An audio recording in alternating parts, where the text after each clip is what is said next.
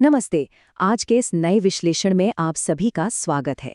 अब देखिए, जब भी अपनी मेहनत की कमाई को बाजार में निवेश करने की बात आती है तो सबसे पहला और सच कहूं तो सबसे बड़ा सिरदर्द यही होता है कि पैसा आखिर लगाया कहाँ जाए। मतलब बाजार में इतने सारे विकल्प मौजूद हैं कि शुरुआत में कोई भी चकरा जाए। बड़ी कंपनियां, छोटी कंपनियां, रोज खुलते नए बिजनेस, बाहर से देखने पर यह सब बहुत कॉम्प्लिकेटेड लगता है ना। लेकिन आज इस चर्चा में निवेश के सही आकार, बाजार की अलग अलग श्रेणियों और रिस्क से जुड़े जितने भी सवाल हैं उन्हें हमेशा के लिए बहुत ही आसान भाषा में सुलझा लिया जाएगा। जरा एक पल के लिए सोचिए, 3 अलग अलग तरह के बिजनेस हैं। पहला, एक बहुत बड़ा रिटेल जायंट जो सालों से राज कर रहा है और जिसके स्टोर्स आपको हर जगह मिल जाएंगे। दूसरा, एक तेजी से बढ़ती हुई क्षेत्रीय चेन जो हर साल नए शहरों में अपने पैर पसार रही है। और तीसरा, एक छोटी सी नुक्कड़ वाली दुकान जिसके सपने, ऊर्जा और एम्बिशन आसमान छू रहे हैं। अब सवाल यह है कि इनमें से कौन सा बिजनेस सुरक्षा और विकास का सबसे परफेक्ट कॉम्बो देता है। असल में इसका कोई एक यूनिवर्सल सही जवाब नहीं है। हर बिजनेस की अपनी खासियत होती है और अपने अलग रिस्क होते हैं। और बिल्कुल यही सेम लॉजिक शेयर बाजार की कंपनियों पर भी लागू होता है। तो चलिए फटाफट आज का एजेंडा देख लेते हैं। 1. सफलता का आकार। 2. बाजार के दिग्गज। 3. फुर्तीले चैलेंजर्स। 4. तेज रफ्तार वाले स्प्रिंटर्स। 5. आम बाजार के मिथकों को तोड़ना। और 6. सही विकल्प चुनना। बस इन्हीं पॉइंट्स पर बात होगी। सेक्शन 1, सफलता का आकार, मार्केट कैपिटलाइजेशन को समझना। अब ये मार्केट कैपिटलाइजेशन सुनने में थोड़ा भारी भरकम शब्द लगता है ना, लेकिन इसका कॉन्सेप्ट एकदम बेसिक है। ये दरअसल किसी भी पब्लिक कंपनी का टोटल मार्केट वैल्यू होता है। अगर एकदम सिंपल शब्दों में कहें तो मान लीजिए कि आज आपको किसी पूरी की पूरी कंपनी को एक झटके में खरीदना हो, तो जो टोटल कीमत आपको चुकानी पड़ेगी बस वही उस कंपनी का मार्केट कैप है। ये किसी भी कंपनी के असली फाइनेंशियल साइज और बाजार में उसके रुतबे को बहुत ही सटीक तरीके से दिखाता है। इसी साइज के आधार पे तो बाजार में कंपनियों को अलग अलग कैटेगरीज में बांटा जाता है। और हाँ, इसके पीछे का जो गणित है वो कोई रॉकेट साइंस बिल्कुल नहीं है। इसका बड़ा ही सीधा सा फॉर्मूला है। एक शेयर की जो करंट प्राइस चल रही है उसे अगर आउटस्टैंडिंग शेयर्स की कुल संख्या से, यानी मार्केट में लोगों के पास उस कंपनी के जितने टोटल शेयर्स हैं उनसे मल्टीप्लाई कर दिया जाए तो मार्केट कैप निकल आता है। इस सिंपल से कैलकुलेशन से ये समझना बहुत आसान हो जाता है कि क्यों जो दशकों पुरानी और सेटल कंपनियां होती हैं उनका मार्केट कैप इतना विशाल होता है और नई कंपनियों का थोड़ा कम। सेक्शन 2, बाजार के दिग्गज यानी लार्ज कैप कंपनियां। लार्ज कैप्स ये बाजार की सबसे बड़ी और दिग्गज कंपनियां हैं।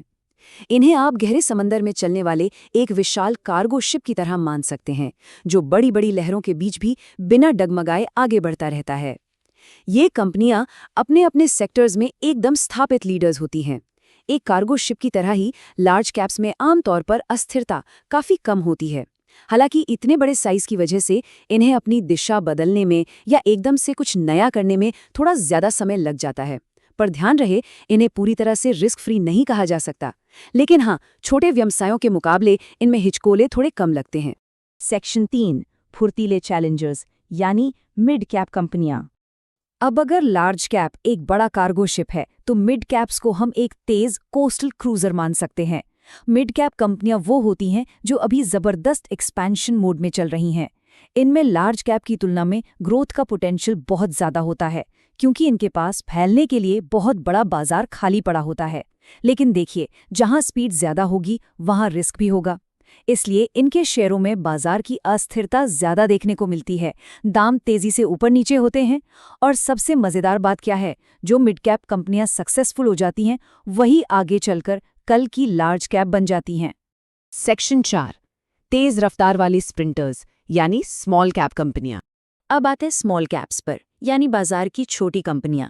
ये बिल्कुल समंदर की लहरों पर उछलने वाली एक हाई स्पीड लेकिन थोड़ी नाजुक स्पीड बोट की तरह हैं। इनमें ग्रोथ की सबसे अधिक क्षमता होती है, क्योंकि एकदम शुरुआत कर रही होती हैं। लेकिन एक स्पीड बोट की तरह ये रफ्तार तो बहुत तेज पकड़ती हैं, पर जब मौसम खराब होता है ना तो सबसे तगड़े झटके भी इन्हें ही लगते हैं। इसलिए इनमें सबसे ज्यादा अनिश्चितता और अस्थिरता होती है। ये जितनी तेजी से ऊपर जा सकती हैं उतनी ही तेजी से धड़ाम से नीचे भी गिर सकती हैं। यही कारण है कि यहाँ लंबा गेम खेलना बिल्कुल जरूरी हो जाता है।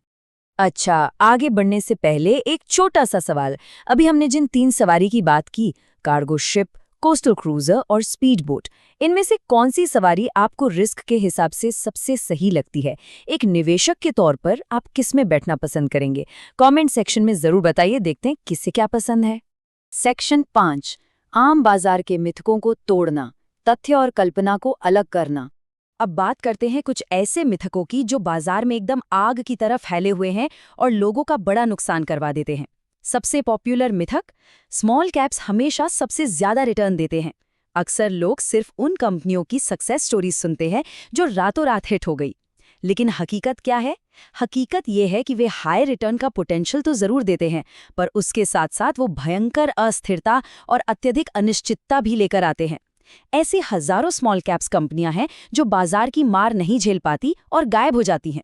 यहां कोई पक्की गारंटी नहीं है बॉस। दूसरा बड़ा मिथक, लार्ज कैप कभी नहीं गिरते। कुछ लोगों को लगता है कि ये फिक्स्ड डिपॉजिट की तरह पूरी तरह सेफ है। एक्चुअली ऐसा सोचना बहुत बड़ी भूल है। सच्चाई ये है कि वे आमतौर पर कम अस्थिर होते हैं, ये बात 100% सच है। लेकिन जब बाजार में कोई बड़ी मंदी आती है तो उनके शेयरों के दाम भी नीचे जाते हैं। बाजार में कोई भी इक्विटी इन्वेस्टमेंट पूरी तरह से रिस्क फ्री नहीं होता। हाँ, ये बात अलग है कि बड़ी कंपनियां गिरकर वापस उठने की ज्यादा ताकत रखती हैं। तीसरा, और शायद इस बाजार का सबसे खतरनाक झूठ, ज्यादा रिस्क लोगे तो ज्यादा रिटर्न की पक्की गारंटी मिलेगी। बिल्कुल नहीं, बाजार में ज्यादा रिस्क लेने से किसी भी चीज की कोई गारंटी नहीं मिलती। ये केवल उच्च रिटर्न की एक संभावना यानी चांस क्रिएट करता है, और इस चांस के बिल्कुल साथ साथ भारी नुकसान होने का खतरा भी बराबर का होता है। सिर्फ ज्यादा रिटर्न के लालच में आकर बिना समझे रिस्क लेना इन्वेस्टमेंट नहीं, गैम्बलिंग है।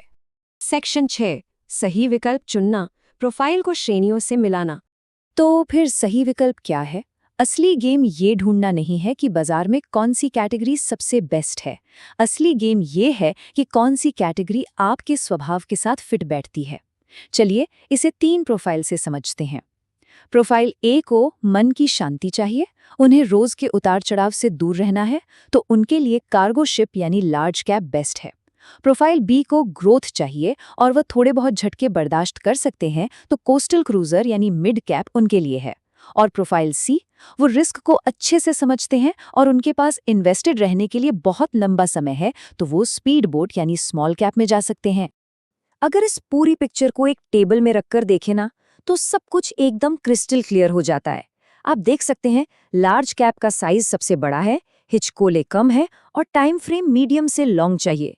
मिड कैप्स बिल्कुल बीच में बैलेंस बनाते हैं, जहां ग्रोथ और रिस्क दोनों मीडियम से हाई होते हैं। और स्मॉल कैप्स साइज में सबसे छोटे, लेकिन ग्रोथ और रिस्क दोनों में सबसे आगे। इसी वजह से इनके लिए टाइम होराइजन बहुत लंबा होना चाहिए। ये टेबल पूरी कहानी बयां कर देती है। इन सारे डेटा और फैक्ट्स को समझने के बाद एक बहुत ही गहरी और काम की बात सामने आती है। सबसे अच्छा निवेश अक्सर वो होता है जिसे बाजार के उतार चढ़ाव के बीच सच्चे अनुशासन के साथ रखा जाता है। इसका सीधा सा मतलब ये है कि सिर्फ हाई रिटर्न वाली कैटेगरी के पीछे आंख बंद करके भागने से कोई सफल नहीं होता।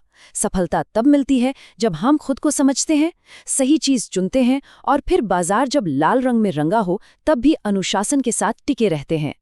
तो इस पूरे विश्लेषण का सबसे बड़ा और आखिरी सवाल यही है कि बाजार के इतने उतार चढ़ाव के बीच आप सच्चे अनुशासन के साथ किस कैटेगरी को होल्ड कर सकते हैं। इसका जवाब आपको किसी भी इंटरनेट की रिपोर्ट या किसी फॉर्मूले में नहीं मिलेगा। इसका जवाब हर इंसान के अपनी रिस्क लेने की क्षमता और उनके अपने गोल्स में छिपा है। अपनी प्रोफाइल पहचानिए और बस वही बाजार में आपकी असली कामयाबी की नींव बनेगी। बस इसी के साथ आज का ये विश्लेषण यहीं खत्म होता है। उम्मीद है कि बाजार के इस भारी भरकम कॉन्सेप्ट को आज हमने आसानी से डिकोड कर लिया है। अगर ये चर्चा काम की लगी हो तो चैनल को अभी सब्सक्राइब कर लीजिए ताकि हम आगे भी ऐसी बातें करते रहें। और हाँ, अगला विश्लेषण किस टॉपिक पर होना चाहिए? क्या वो एक्टिव बनाम इंडेक्स फंड्स की जो बहस चल रही है उसे कवर करें? कमेंट्स में अपनी राय जरूर दीजिएगा। इस चर्चा में साथ बने रहने के लिए बहुत बहुत धन्यवाद।